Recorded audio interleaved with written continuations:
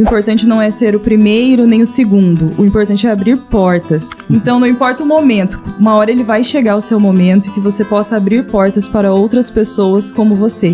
Seja eu com a minha trajetória de chegar em sala de aula e mostrar para as meninas que, olha, ela conseguiu com essa idade, com essas características, vindo de escola pública, com família sem grana, mas que pode dar certo. A dica para as meninas, eu gosto muito da frase. Queriam que ela fosse do lar, mas ela era do ler. E com essa liberdade, ela era de onde ela quisesse ser. Então, que as meninas elas possam ser do ler, que elas entendam que a educação é o que não será tirado delas. Mostrar para essas meninas que elas podem ter uma vida diferente, elas podem realizar o sonho delas por meio da educação.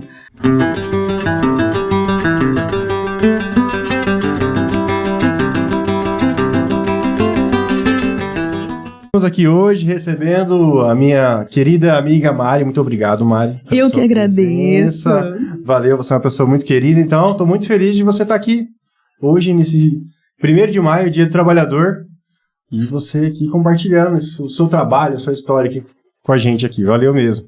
Pra mim é uma grande alegria, né? Dia do Trabalhador tem que estar trabalhando, começa por aí. Sempre. E eu sou uma amante de podcast, já vi todos do Shift, ok? Opa. Então, pra mim é uma grande honra estar aqui participando hoje. Muito obrigada pelo convite. Valeu, Mari. Então você sabe que aqui no Shift nós temos a nossa bio, então, por favor, pode olhar pra câmera e se apresentar pro pessoal. Olá, tudo bem? Eu sou a Mari Fernanda de Souza de Mello, sou professora do Instituto Federal de Mato Grosso do Sul, Campos Dourados, da área de administração.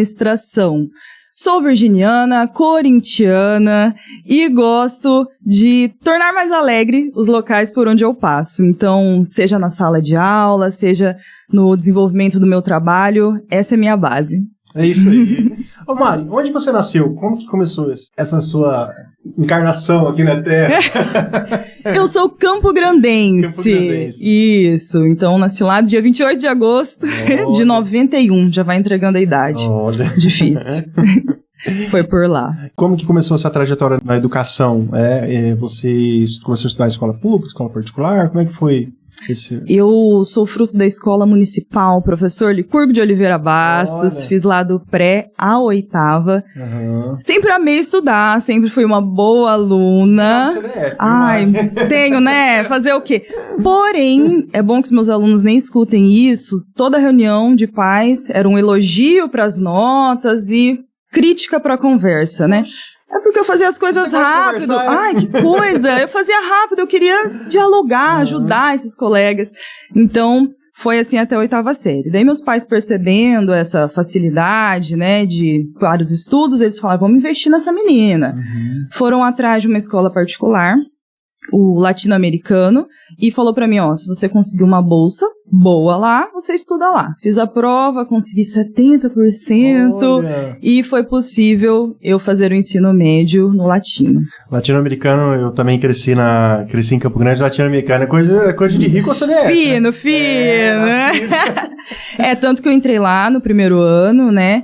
E um recorte aqui que não tem como, faz parte da minha vida e faz parte da vida de tantos estudantes, que quando você está na escola pública, alguma parte do bullying, da percepção de você ser negro, de você não ter grana, não aparece, né? Quando você vai para a escola particular, aí o primeiro ano foi pesado, mas no segundo ano, lá no Latino, tinha uma coisa de divisão de alunos. Eles pegavam os primeiros lugares em nota e colocavam no chamada sala especial. Sério? Daí eu fui pra minha sala especial, ok, e no segundo e terceiro ano foi tudo bem. Sentava no fundo? Sim, porque a conversa continuava.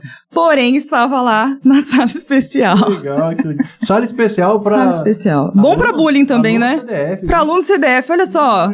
É preparado ali pra gente sofrer, mas deu tudo certo. Gostava muito. Ô Mari,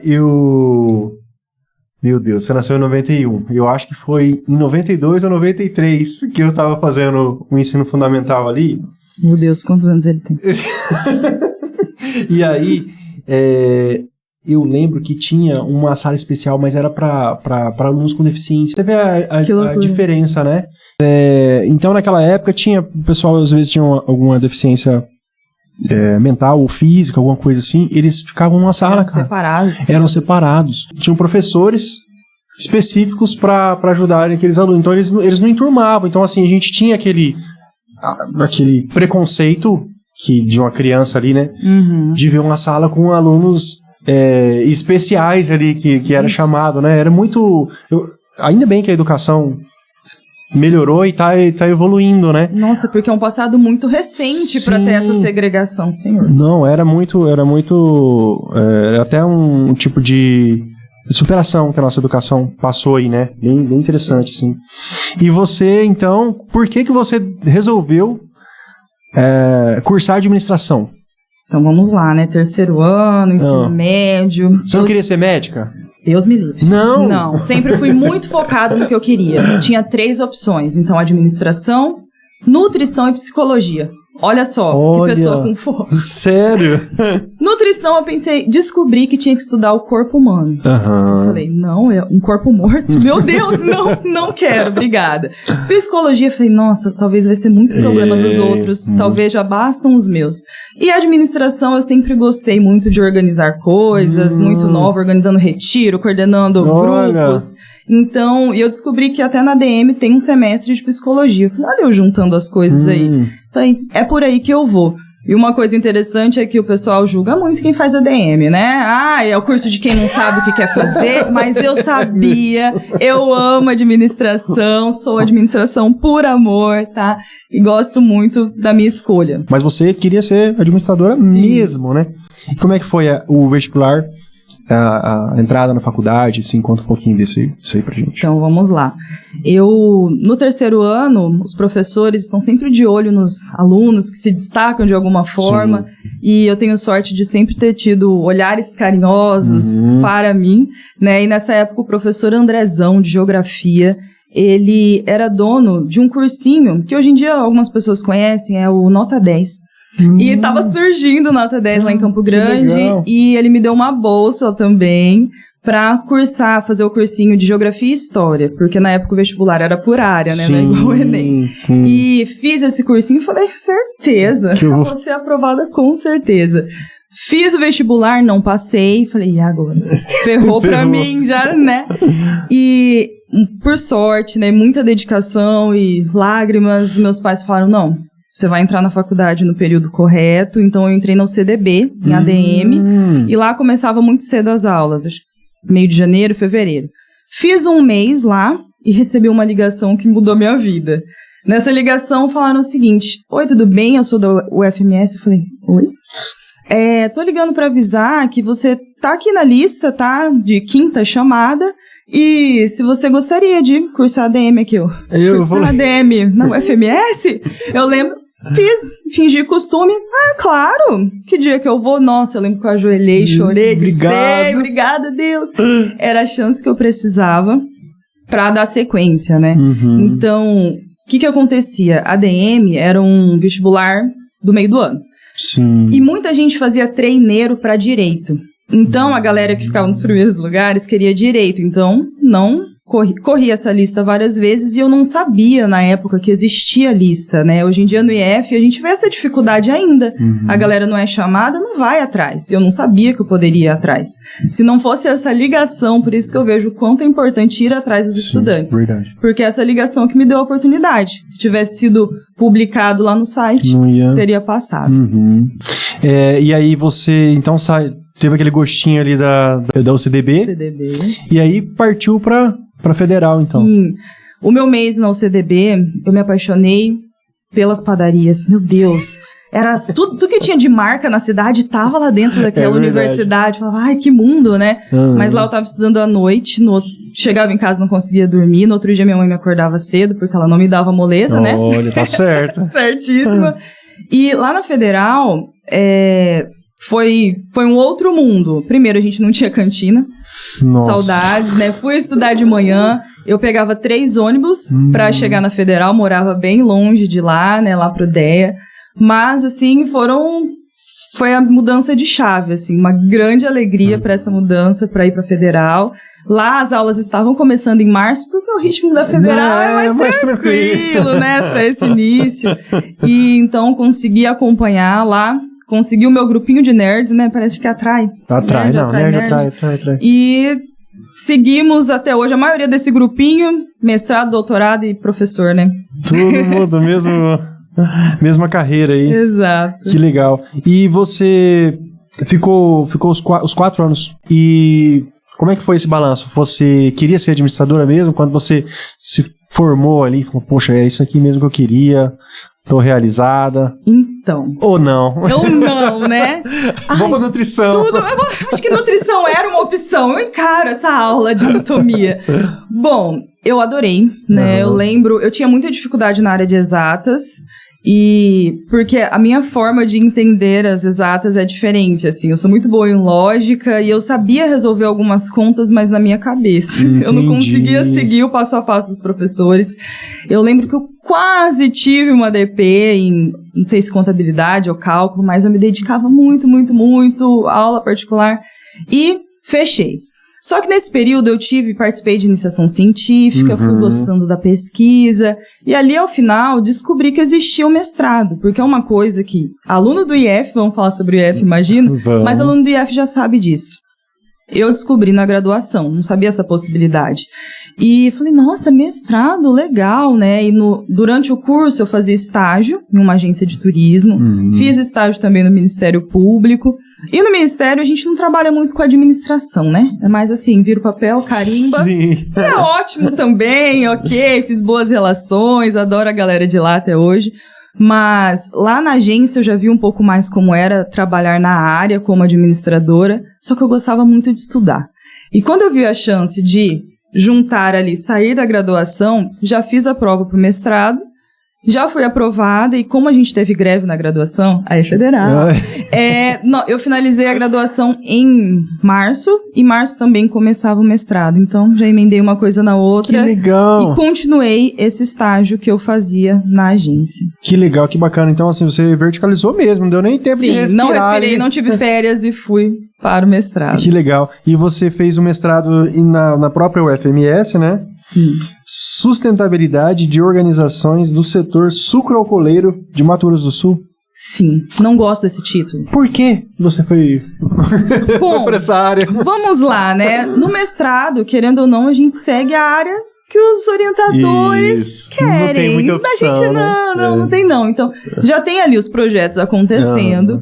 Eu lembro muito do meu orientador. Eu tive sorte que eu sempre tive gente muito boa ao meu lado, né? Então, ou à frente, os meus orientadores. Eu lembro da primeira semana, o Renato Spreusser, meu orientador, sentou e falou, olha, sua dissertação vai ser assim, uma folha ao maço. Escreveu tudo que tinha, essa parte, introdução é isso, referencial é isso, deixou tudo escrito e falou, agora é com você. E toda semana, quando ele me via, ele falava, e aí, como que tá? Porque a minha parte eu já fiz. Eu falei, claro, professor, vamos lá. Então, fiz essa pesquisa, né? Ai, agro não é minha praia, tá? A gente vai falar sobre isso já.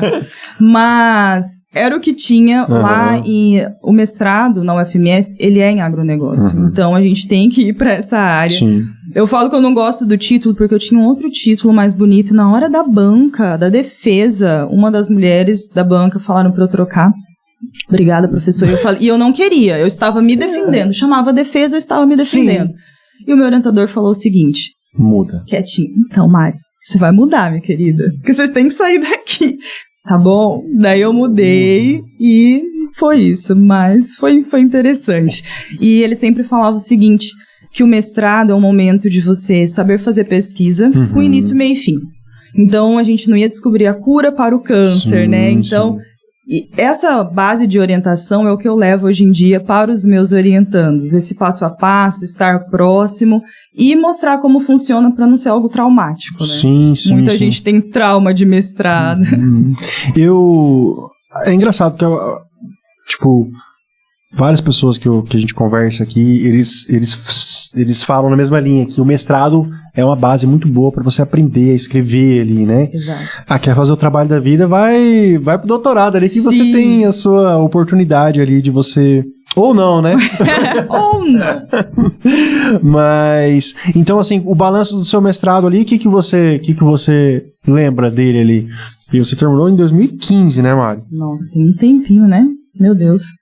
Você foi pesquisa de campo ou foi pesquisa mais teórica? Foi mais teórica. Mais teórica, sim, com revisão de literatura. O meu contato era mais por ligação, pedir, implorar por entrevistas à distância ou pela resposta aos questionários.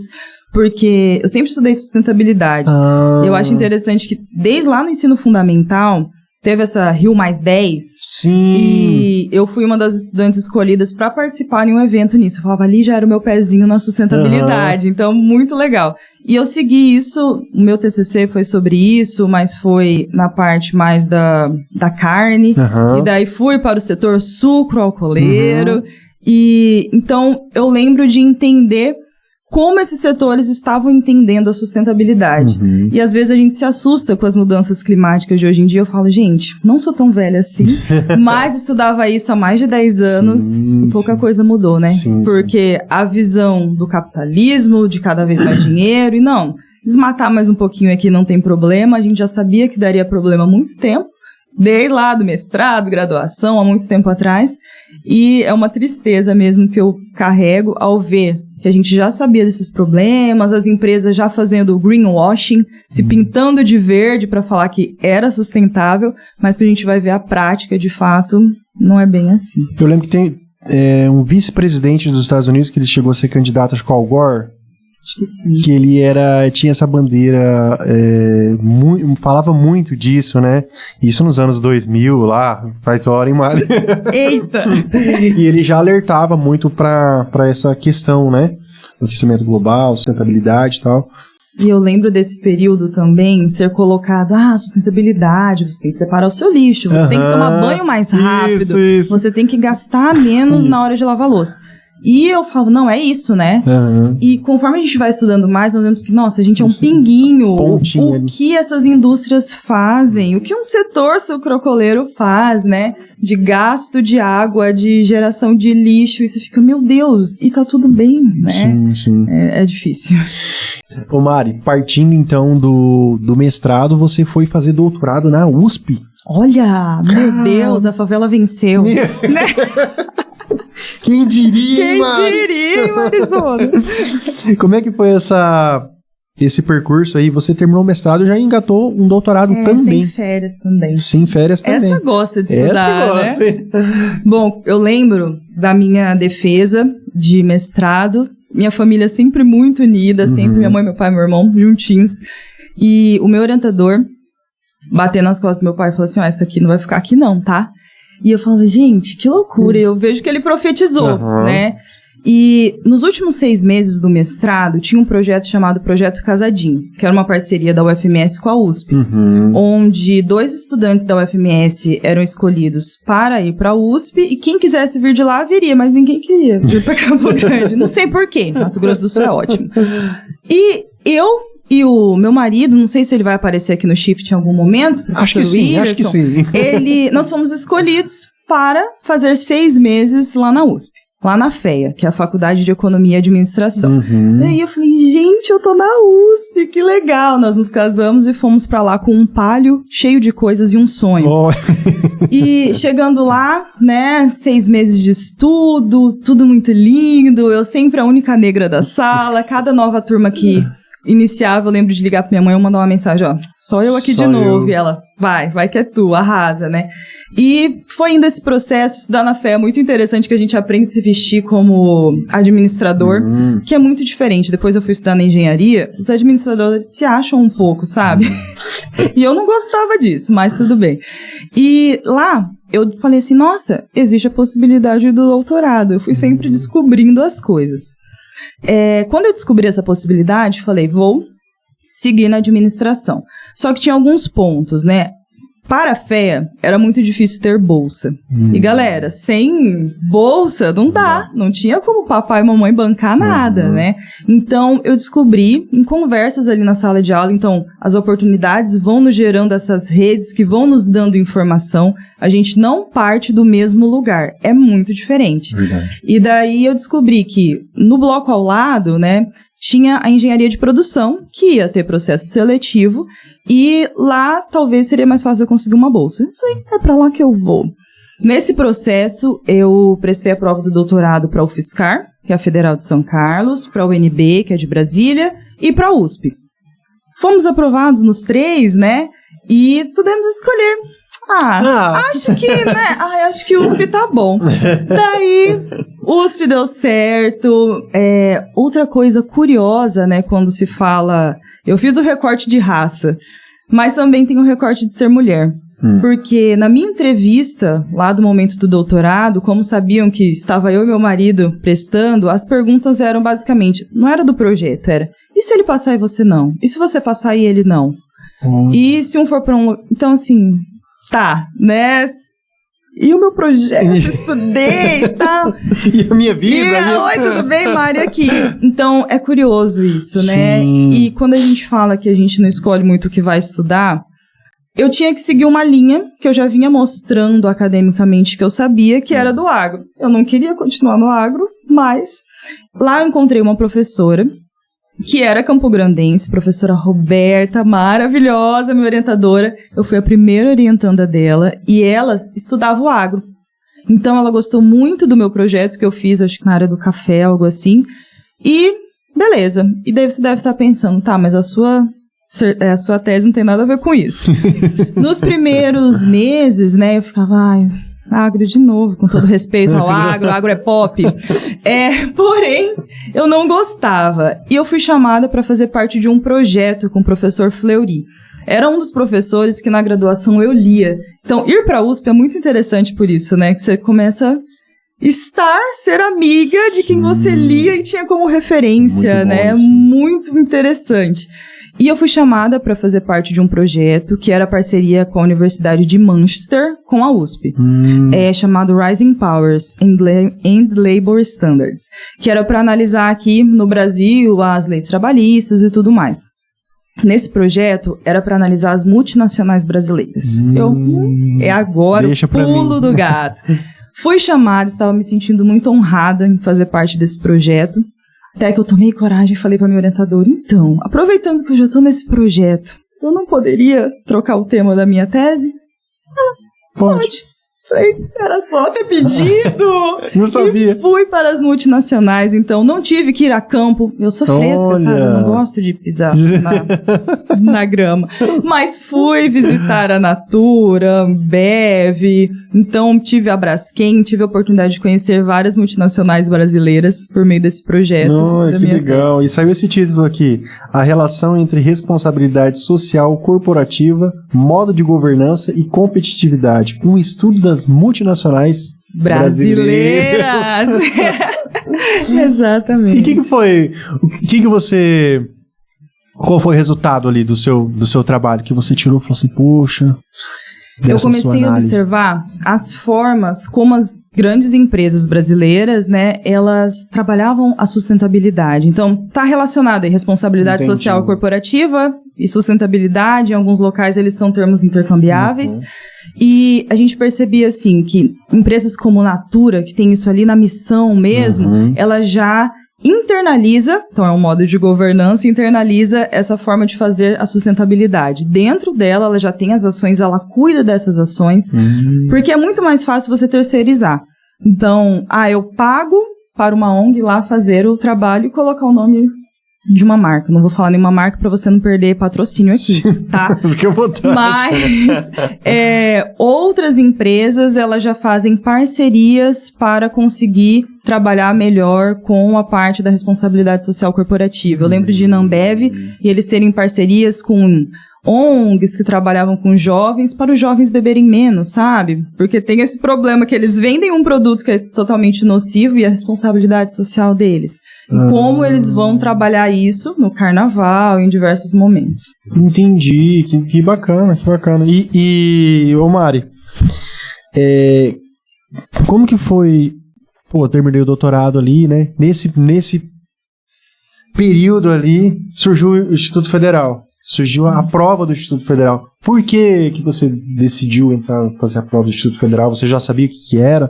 Com certeza não. Ninguém sabia. Ninguém sabia. Inclusive, eu descobri que tinha adolescentes no meio quando eu cheguei aqui. Ok. Mas, foi no meio do doutorado, não tinha acabado ainda. Sim. Fiz 2 concursos na minha vida. Fiz um para ser professora da UFMS antes de finalizar o mestrado.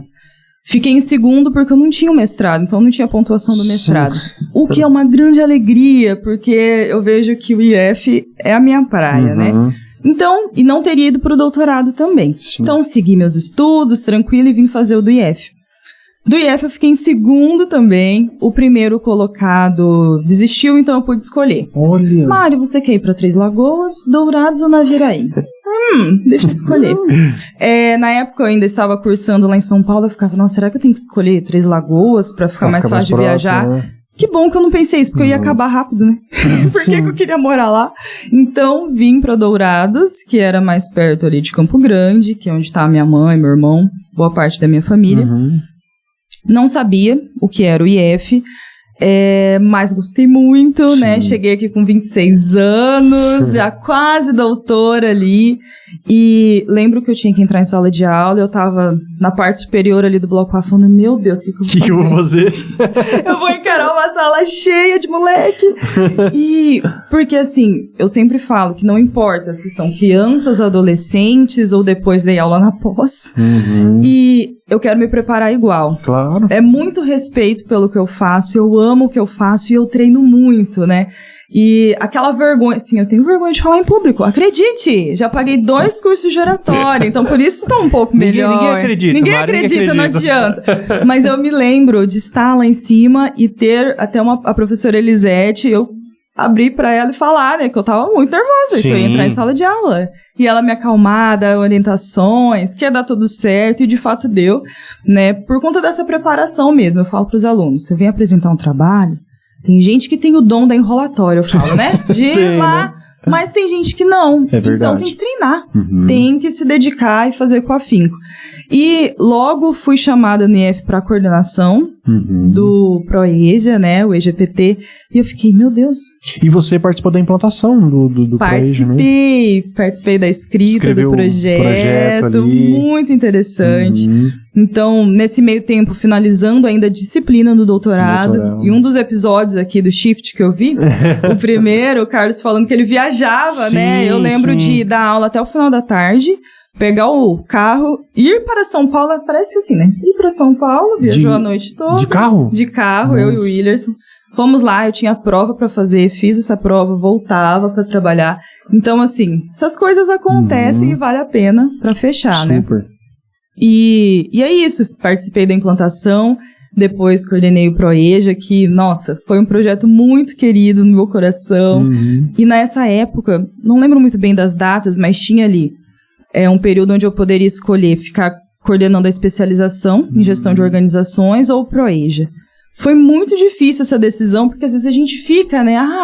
Professor doutor, será que tem que... É uma questão ali de ego, currículo, uma base ali de universidade. Você fala... Fui para o ProEja e eu falei, aqui eu faço a diferença. De verdade. A cada senhora, senhor, a cada família que ia lá com os filhos estudar, que eu ligava, perguntava, sempre fui muito próxima deles, ali, presente, né? E eu via ali a mudança de vida. Até hoje em dia eles ligam e falam, Mari, tô trabalhando em tal lugar e foi porque você incentivou, assim. Gente, isso faz tudo valer a pena, né? Que legal, que legal. E você, Mari, sabe que os episódios não foram todos ao ar ainda, né? E você vai ver estudantes te elogiando aqui. Meu Deus! E a gente fala, professora Mari, professora Mari. Legal. Tudo é professora Mari, então é sinal que você faz o seu serviço, o seu trabalho com amor mesmo e buscando a diferença, né? No estudo isso é muito... A gente vê muito isso em você, isso é muito bacana, né? Você atuando ali no Instituto Federal, você quer voltar para Campo Grande? Vocês querem voltar para Campo Grande? Não. Tá em pauta isso? Não está em pauta. Não, é só uma dúvida. Família ouvindo isso pode ficar um pouco chateada, né? A avó do meu esposo fala, eu rezo sempre para vocês voltarem. Mas eu acho que não vai dar certo a oração dela. Porque assim, primeiro que teria que ir um, depois ir outro. Gente, já deu essa fase de família separada, já foi.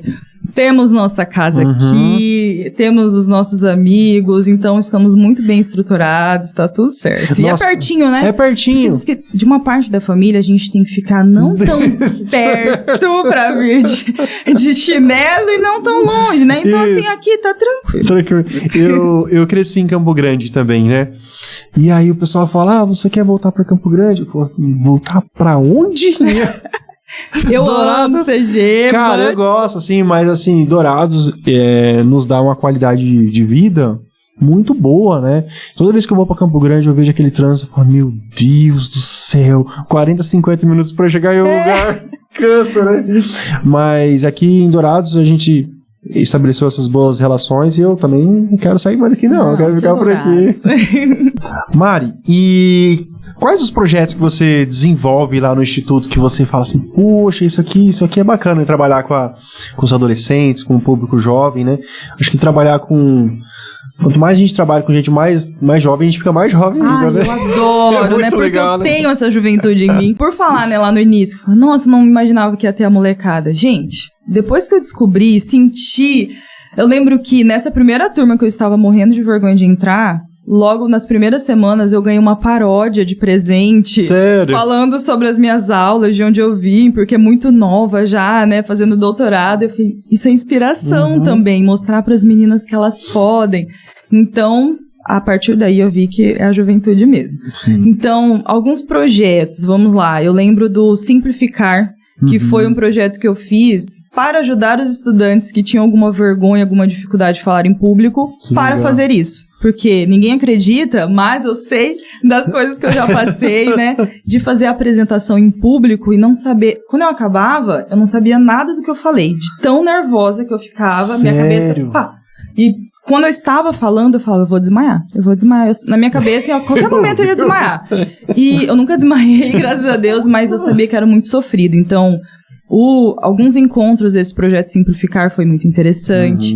Eu já tive iniciação científica, que é algo que eu sempre prezo, não por mim, mas sim pelos estudantes, pela possibilidade que eles tenham bolsa. Sim. Porque eu lembro lá na graduação que eu ganhava R$100 de iniciação científica, eu falava, nossa, eu tinha tudo anotado, R$5 para isso, R$10 para aquilo, então faz muita diferença. Então eu lembro do projeto FOMO, que é o Fear of Missing Out, medo de ficar de fora, que tive 3 alunas bolsistas, e esse projeto é legal porque ele foi apresentado na FECIGRAM, aqui em Dourados, foi apresentado na FETEC, e foi um dos projetos do campus que foi para a FEBRACE. Olha. Então, que é a feira brasileira isso aí, que eu ia te perguntar, de projetos de iniciação científica de nível médio. Então, é uma grande honra, até porque quando eu estava no doutorado, eu avaliava o projeto da FEBRACE lá, e eu sabia, nossa, que lindo, né? Olha que processo que levou agora os estudantes até lá. Bom, já participei, agora eu estou à frente do NEABI, que é o Núcleo de Estudos Afro-Brasileiros e Indígenas, que é um núcleo que eu considero muito importante, né, para dar visibilidade, para ampliar voz, para pensar formas de permanência e êxito desses estudantes com tanta dificuldade, né, e às vezes invisibilizados, as suas características. Então, estou à frente desse projeto também. Ô, Mari, você falou do NEABI, né? Aqui a gente tem em Dourados, se eu não me engano, a primeira ou a segunda maior reserva indígena do Brasil. Exatamente. E nós, dentro do Instituto, dentro da nossa escola ali, a gente oferece vagas para indígenas, né? Como que os povos originários, eles chegam na nossa instituição, né? Então você vê que isso até é um ponto crítico, né? Que eu sempre fico pensando, poxa, mas tem a vaga. Tem a vaga reservada. O aluno passa no vestibular, o aluno entra, mas como é que ele consegue se manter? Né? Então, as instituições públicas, e por isso que esse seu núcleo, né, que você está à frente é interessante, porque pode pensar e sugerir ideias, né, propostas, para poder diminuir, talvez, essa distância, né, alguma outra forma de poder ajudar para que a efetividade chegue nas aldeias indígenas, né? Com certeza. Se tem a vaga, para eles poderem utilizar também, sim, né? E você também está à frente do projeto Tieturno. Isso. Nós estamos. Um orgulho, né? Como que surgiu? Como que você desenha esses projetos para quem não sabe trabalhar com isso, eu sou um professor. Eu quero escrever um projeto. Onde que eu acho o projeto? Como é que eu tenho acesso a recursos? Como é que eu posso desenhar uma proposta para poder desenvolver um projeto desse porte, por exemplo? Perfeito. Primeiro, minha cabeça está sempre pensando em vários projetos, tá? Eu não tenho tempo para fazer tudo que eu gostaria, mas estou sempre pensando em possibilidades. Igual do FOMO que eu comentei, era um termo que estava em alta ali em 2021 e que eu pensei, falei, isso dá um projeto bom e deu certo. Aqui no IF nós temos vários editais internos, então cabe ficar atentos aos e-mails, que às vezes a gente não gosta de ler todos os e-mails, mas é importante, né? Tem os resumos também, que cada vez mais tem tido projetos, editais por linhas.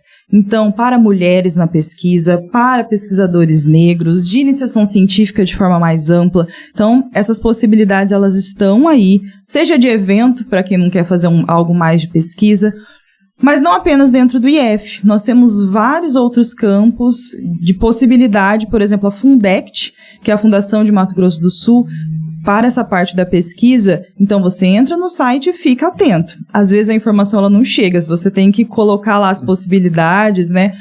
O Ministério Público está com alguma proposta. Entrando nos sites dessas instituições públicas, você tem acesso aos editais.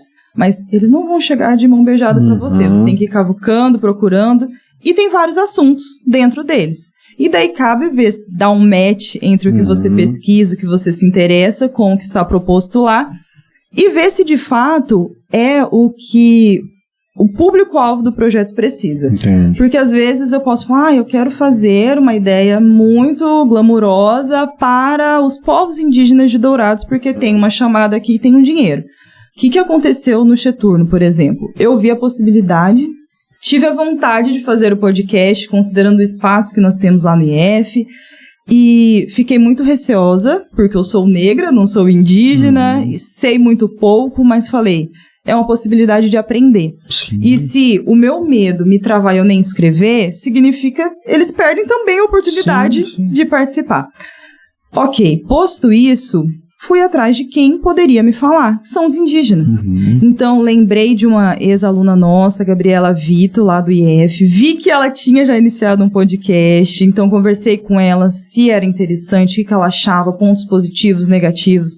Falei com outra aluna nossa indígena, a Bárbara Marques, que foi do curso de marketing noturno. Ela também deu a visão dela. Consegui falar com a Narandá, grande artista aqui de Dourados. Então, eu peguei... Você está em conexão com o público para o qual você deseja colocar o seu projeto, é importante. Porque mesmo assim você vai ter dificuldade. Muita dificuldade. Então, a partir daí, fiz conexões, me reuni com pessoas altamente qualificadas como Marlon Marinho. Opa! E coloquei o projeto para funcionar. Então é isso, você mapear o que você gosta, estar atento sempre aos editais e atento ao que está acontecendo no mundo. Ver notícias, né? É importante ter isso em mente para você propor algo atual que vai fazer a diferença na vida daquele público que você deseja atender. Que bacana, que bacana. A gente está trabalhando no projeto Tecoporã, que é um projeto federal, né? Que a gente vai lá nas reservas indígenas. Na semana passada a gente foi numa área de retomada, assim, que é 5 quilômetros pra dentro, assim, pra entrar. Tem que entrar de caminhonete, que não entra, assim, sabe? E você viu o pessoal assim, vocês vão dar curso? Tipo, sedento, sabe? Que legal. Então, assim, é gratificante você participar de projetos que o público, é algo que o público quer, né? Sim. Vai bem nessa linha que você falou. E desses anos, desde 2017 pra cá, Mari, 7 anos no IF, 8 anos quase, 8 anos no IF. Qual que é o balanço que você faz do ensino que a gente oferece ali? Você acha que a gente cumpre nossa função social com os estudantes, com a sociedade, assim, né? Qual que é o seu balanço? Você se sente feliz de estar trabalhando ali? Como que é? Olha, eu já sei. Você sabe, né? Mas, assim, é muito gratificante. Porque eu acredito que a gente cumpre o nosso papel, sempre há o que melhorar. Sempre, né? Se a gente já tivesse perfeito, vamos parar por aqui, já tá tudo lindo. Mas, com as condições que nós temos, enquanto não temos condições melhores para fazer mais, grande Cortella, nós fazemos muito, né? E nós vemos a diferença. em estudantes que não têm condição de pagar um cursinho para reforçar esse estudo, ele tem a base ali no IF e ele consegue a aprovação sonhada. É um estudante que não tem o desejo de fazer uma graduação, ele sai de lá apto a exercer a sua função de técnico e consegue fazer isso muito bem. Então, eu lembro, né, voltando aí no final, um caso interessante, no final do meu doutorado, eu escrevi um projeto, mandei para um evento que era em Milão, na Itália. Então, aí para ver que a educação, ela nos leva longe, não só longe na profissão, mas geograficamente também, né? Sim. E nesse momento eu já dava aula aqui no IF e eu convidei uma orientanda minha a ajudar um pouco no trabalho. E eu coloquei o nome dela, fiz questão. Esses eventos, eles não gostam que tenham nomes do ensino médio. Mas eu coloquei o nome dela porque era justo, ela ajudou. E levei, né, esse nome, essa apresentação com o nome dela lá. Ela ficou muito feliz na época. Lembro que eu trouxe uma blusa de Milão pra ela, ela foi com essa blusa prestar o vestibular e alguns anos testando ali, tentando, hoje em dia ela tá quase finalizando medicina. Olha. É a Beatriz Bezerra, então é um grande orgulho e ela foi prestar vestibular com a camiseta que eu dei pra ela e hoje em algumas semanas, um menino me falou: oi, professora, eu tô dando aula pra uns 250 alunos esse semestre, tá? Não lembro o nome de todo mundo. Ok. E falou assim: professora, eu já te conheço. Eu falei: é? Nossa, é que eu sou muito famosa. Eu falei: da onde? Você deu aula pra minha irmã. Eu fiquei: que irmã? A Beatriz. Então, o irmão dela já tá estudando comigo também. Então, e a gente transforma não apenas esses jovens, como eu tô comentando, né? Ali, por mais que eu seja super jovem, Marlon, é sempre bom frisar isso, eu já dei aula para pai, filho, só faltou o Espírito Santo. Então, assim, era à noite com uma parte da família, outra turma eu entrei, e já deu aula para os meus tios, eu me sinto uma velhinha coroa. Então, mas essa transformação da família em diferentes partes, assim, então é muito legal, né, de conseguir emprego. Também, há umas 2 semanas, uma aluna me chamou: Mário, eu preciso falar com você rapidinho. Claro. Daí, eu gostaria de te agradecer. Daí já dá uma quebrada, poxa, né? Eu ali, falei: eu fiz uma entrevista de emprego e eu utilizei todas as técnicas que você falou em orientação para atuação profissional. E eu fui muito bem, eu tava nervosa, mas eu usei as técnicas, eu levei meu currículo na pastinha, eu falei: ai, que lindo, né? E eu não dei aula pra ela esse semestre, faz muito tempo. Então, é legal ver que a gente transforma nos detalhes, né, em uma entrevista de emprego, mas para a continuidade da vida deles, é muito legal. Que legal. Ô Mari, você já estudou oratória? Que dica que você dá para quem tá perdido, vai falar em público e precisa fazer uma apresentação? Ok. O que você acha que mais... Claro que existem várias técnicas, né? Eu também já estudei algumas, mas assim, quais funcionaram para você? Que de repente pode funcionar para outras pessoas também, né? Ok. Quando eu cheguei lá para fazer o curso, o professor até falava assim: mas você não precisa. Tá tudo certo, né? Mas é porque eu treino muito e na hora que eu tenho que fazer eu faço. Ok, mas era ansiedade. Era a mão suando, o coração aparecendo ali que ia sair pela boca. E uma das coisas que eu aprendi no curso era o seguinte: não grava o que você vai falar. Porque eu sempre tive facilidade de decorar coisas. Então eu decorava os 15 minutos da minha apresentação. E o que acontecia? Quando o nervoso bate muito forte, você esquece uma palavra. Esqueceu essa palavra, você perdeu o resto. E eu não tinha noção disso. Então, essa foi uma coisa que funcionou muito pra mim. Entenda a mensagem que você quer passar e passe essa mensagem de diferentes formas. Uma coisa que eu falo pros meus alunos muito é: treine. Então, eu sempre treinei, eu acredito que isso ajuda, porque vai te dando confiança. Se eu vou fazer alguma coisa que eu não estudei muito, eu fico insegura, eu tremo. E acontece. Então, se você não tem o dom da oratória, eu acredito que estudar e se preparar, porque isso mostra respeito ao seu público, né? E não decorar as palavras, mas sim entender uma mensagem que você quer passar. Pegar os pontos-chave ali, né? Isso. E também, alguma coisa que ajuda, falar pra alguém te dar uns toques. Porque às vezes você fala muito né, muito tem vício de linguagem, você não percebe. Então deixa liberado pra alguém de sua confiança, dá aquele toque, porque você já melhora pra caramba. Saber as pausas certeiras, porque eu tinha dificuldade de deixar pausa. Então, tem um momento de silêncio, tem que ter um pra completar e chegar na outra frase, né? Então, Essas dicas, assim, eu acredito que já vai melhorar muito. Sim. E procurar dicas no YouTube, né? Sim, eu gostei de curso presencial pra me colocar à prova, mas a gente tem esses toques que nos ajudam, inclusive, no meu canal do YouTube. Vou deixar na descrição. Vou deixar na descrição, tá bom? Pode ir. Sabe que quando eu entrei no mestrado, todos os professores. E aí eu cheguei lá e, tipo, tinha 3 bacharéis, e o resto tudo licenciado, né? E o professor, ele já tem uma habilidade, vamos falar a verdade, já tem uma habilidade nata, né? Já fala com quantos alunos esse semestre? 250. 250, então, poxa, já é menos traumático, né? Falar ali pros pares ali e tal. Mas aí eu falei, poxa vida, eu tenho... Na primeira apresentação, assim, eu travei, né? Geralmente eu não travo, mas na primeira eu dei uma travada e falei, eu preciso dar uma estudada em algumas técnicas aqui, porque... Aí eu peguei algumas, assim, que realmente é importante, fora o conteúdo, você pegar algumas técnicas também, né? E tirar o né. Ou diminuir, já diminuir. E eu acho que o estudo mesmo, igual você falou, e pegar os pontos chaves ali, é interessante. Eu lembro que eu peguei uma técnica que era você mentalizar um grande orador que você se espelhava, né? Então, assim, poxa, vamos pegar aí o Cortella, sei lá, chega ali e fala. Então, poxa, mentaliza que você uma dica sobre isso. É o Cortella. E aí você vai se portar como o Cortella ali, né? Então isso já tira assim, sua ansiedade ali. Ah, não sou eu quem tá aqui. Aqui é o Cortella. O Cortella que tá aqui. Você falando essa, me lembrou de outra que eu aprendi, que era minutos antes, porque meu problema da fala era toda a cabeça. Sim. Porque eu amo estar à frente do público, falar, mas era a ansiedade, o nervoso, o medo do julgamento. Sim. E então o meu professor orientou o seguinte: dias antes, você já mentaliza que vai dar tudo certo. Porque antes eu só mentalizava assim: eu vou andar, daí eu vou escorregar, daí eu vou cair, daí eu vou gaguejar, daí eu vou ficar com a boca seca. E era tudo de ruim. E não acontecia nada daquilo, mas eu só pensava em coisa ruim.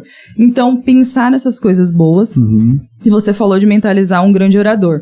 Ele deu a dica do super-herói, a posição do super-herói. Gente, eu ensinei isso esses dias pra uma aluna. E ela, ai, professora, o que eu tô fazendo? Faz assim, ó. Isso. A pose. A pose da heroína, porque você fica ali no banheiro uns minutinhos assim.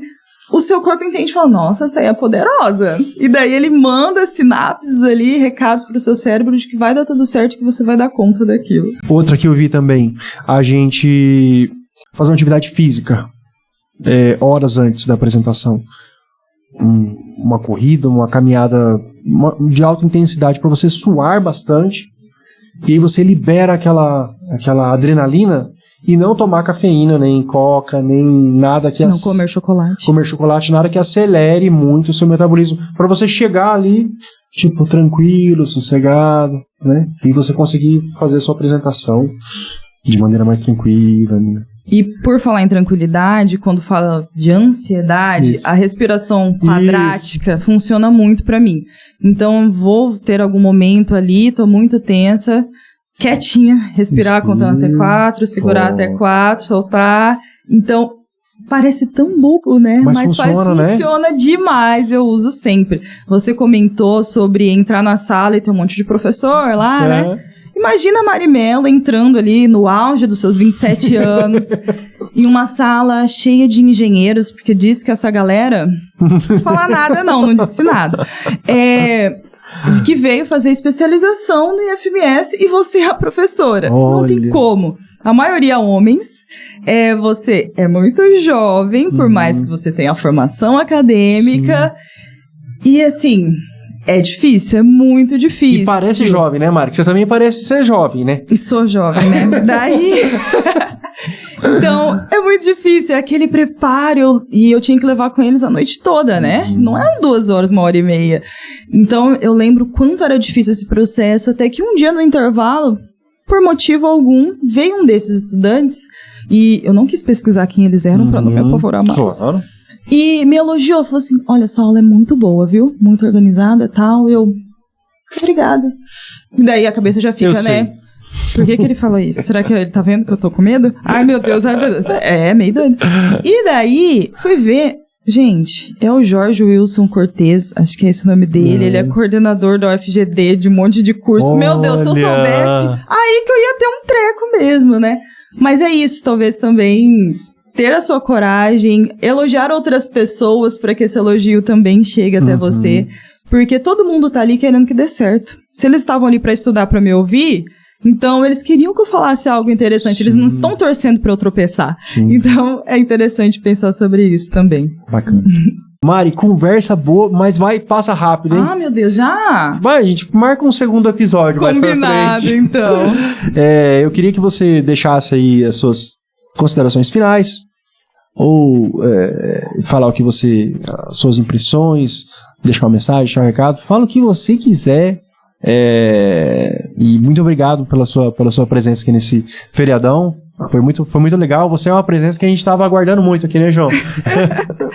Bom, primeiro agradecer. Foi uma honra estar aqui com o Marlon, com o João Vitor, que é um grande amigo. Fico muito feliz por ter tido essa oportunidade, tá? O seu trabalho ele é incrível. Falar sobre educação, valorizar os educadores, todos que trabalham nessa área, é muito importante, né? Porque na lida diária, só de cobrança e perguntar, já corrigiu a prova? Não corrigiu, já mandou o plano e prazo e vai.